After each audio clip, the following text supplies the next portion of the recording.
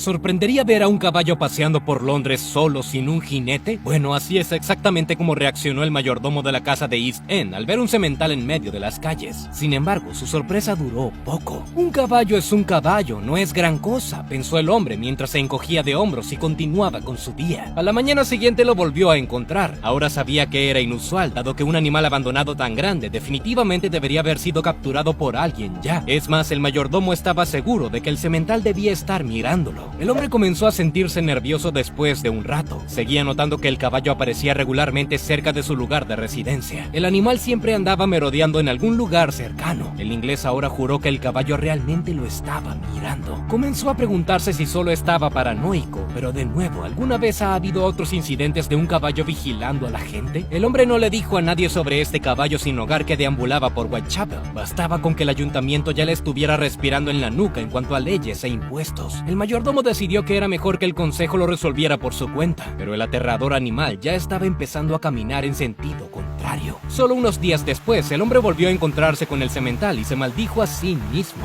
¿Realmente se estaba permitiendo que un animal lo desanimara? Un caballo es un caballo, no es gran cosa, pensó el hombre. Entonces, justo cuando estaba adelantando el caballo, alguien lo llamó. Esa noche, el inglés decidió que era hora de abrir la botella de whisky que había escondido. Después de todo, tenía un invitado que tenía fama de contar historias interesantes. Dijo que desde hace mucho tiempo sus antepasados habían vivido allí en Whitechapel. Su viejo padre había trabajado como entrenador personal para un renombrado señor, pero los tiempos han cambiado desde entonces. El trabajo disminuyó y también se había casado con una mujer y tenía 3 hijos. El invitado le preguntó directamente al mayordomo si le alquilaría una habitación a su familia. Pensando en lo mal que iba el negocio, dijo que sí. El mayordomo volvió a maldecirse a sí mismo, culpando a las autoridades locales. Si no fuera por sus políticas, nunca habría alquilado el espacio a nadie, y mucho menos a caballos en realidad. El invitado del hombre era un semental que lo miraba constantemente. Poco tiempo después, el hombre se fue y se mudó con su familia. Entonces un día simplemente desapareció. Lo interesante es que el hombre estaba desconcertado por la forma en que el caballo lo seguía, pero nunca habló ni una palabra. Hablaremos un poco más sobre el extraño mayordomo más tarde, pero por ahora les aclararé todo lo que sé sobre SCP-1156. Este es un caballo que habla, como probablemente comprenderás en este momento. Llegó por primera vez en la fundación en la década de 2000. Posteriormente, a la criatura se le asignó la clase segura y se colocó en los establos del sitio 73. Según el propio semental, su nombre es Wellington Garrett Wonderhorse. SCP-1156 parece ser un típico caballo pío. Mide aproximadamente 1 metro 70 centímetros de altura en el cuello. Sin embargo, el análisis genético pudo demostrar que la entidad es una quimera. Tanto el ADN canino como humano, junto con los de otra criatura, se encontraron en su genoma. Sea lo que sea, definitivamente debe haber sido aún más extraño porque los datos de este estudio estaban todos clasificados. La estructura interna de las cuerdas vocales permite el habla, algo que obviamente no es natural en un caballo. Además, SCP-1156 habla con un marcado acento de East End de Londres, que a menudo se conoce coloquialmente como Cockney. El propio Wellington ha confirmado que nació y se crió en la zona de Whitechapel, al igual que sus antepasados. La criatura posee una inteligencia superior y su cerebro es notablemente más grande y más desarrollado que el resto de los caballos. Además, el animal puede escribir y realizar otras tareas sencillas sosteniendo el instrumento en su boca. Curiosamente, los investigadores también han descubierto que el cerebro del sujeto tiene ciertas áreas dedicadas a tareas desconocidas. Gracias a esto, SCP-1156 parece disfrutar de una serie de propiedades anómalas. Solo por nombrar una, posee habilidades telequinéticas menores. Parece que también puede reorganizar la materia. La forma en que elige utilizar esta última habilidad es definitivamente peculiar, por decirlo menos. Wonderhorse cambiará de ropa al azar a voluntad.